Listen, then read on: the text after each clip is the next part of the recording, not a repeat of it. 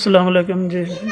जी मेरा 2 ऑपरेशन होया ते मैं किसी ज़मीन ते दिहाड़ी ते गया सी टूबैल चलाने वास्ते ना, ते उत्थे मैनू हैंडल लग गया सी। फिर 2 ऑपरेशन होए ने ते जेह्ड़ा कोई पैसे पूसे ने सारे लग गए ने। हसाल भी कोई नहीं जो खान पीन चल जाए। छोटे छोटे बच्चे ने, 4 बच्चे ने जी। रमज़ान दा महीना है, ना दवाई दे पैसे ने ते ना कोई राशन दे पैसे ने। फिर तकलीफ भी बहुत ज़्यादा होंदी, हुण भी दिहाड़ी ते भी नहीं जा सकदा।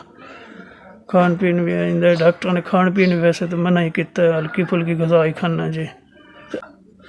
जी अगों फिर डॉक्टर साहब ने आख्या भी तू दिहाड़ी ते भी नहीं जा सकदा, भी मजदूरी नहीं कर सकदा तू।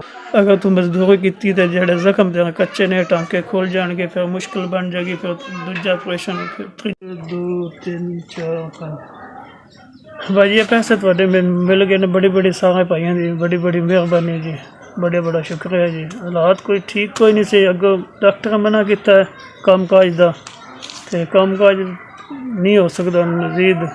अल्लाह ताला तुहानू ज़्यादा देवे जी, बड़ी मेहरबानी भाई तुसीं जेह्ड़े पैसे मैनू घल्ले ने। दुआ जी तुहाडा अल्लाह ताला काम काज चलांदा रहे जी।